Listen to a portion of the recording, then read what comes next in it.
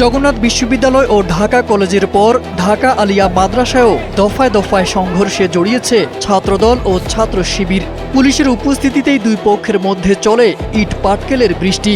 যেন ৫ আগস্ট পরবর্তী ক্যাম্পাসগুলোতে আবারও ফিরে এসেছে পুরনো ছাত্র রাজনীতির সংঘাতের দৃশ্য।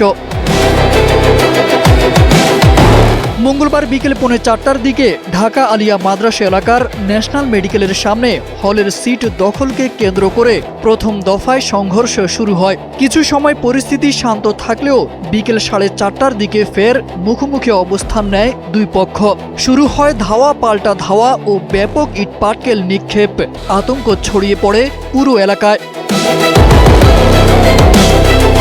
জানা যায়, সকাল থেকেই আলিয়া মাদ্রাসা শাখার ছাত্রদল ও ছাত্র শিবিরের নেতাকর্মীদের মধ্যে উত্তেজনা বিরাজ করছিল।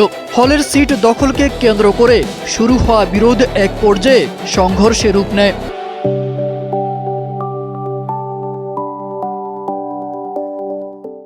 ছাত্র শিবিরের অভিযোগ, জোর করে হলের সিট দখলের প্রতিবাদ করায় তাদের উপর হামলা চালানো হয়েছে।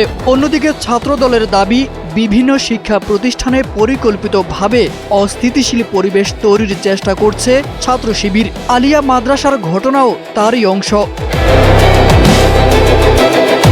এর আগে একই দিন সকালে জগন্নাথ বিশ্ববিদ্যালয়ের কেন্দ্রীয় মিলনায়তনে ইউজিসি চেয়ারম্যানের উপস্থিতিতে আয়োজিত অনুষ্ঠানে ছাত্রদল ও ছাত্র শিবিরের মধ্যে দফায় দফায় ধাওয়া পাল্টা ধাওয়া ও সংঘর্ষের ঘটনা ঘটে। পরে বিশ্ববিদ্যালয়ের প্রশাসন ও আইনশৃঙ্খলা রক্ষাকারী বাহিনীর হস্তক্ষেপে পরিস্থিতি নিয়ন্ত্রণে এলেও ক্যাম্পাস জুড়ে উত্তেজনা কাটেনি।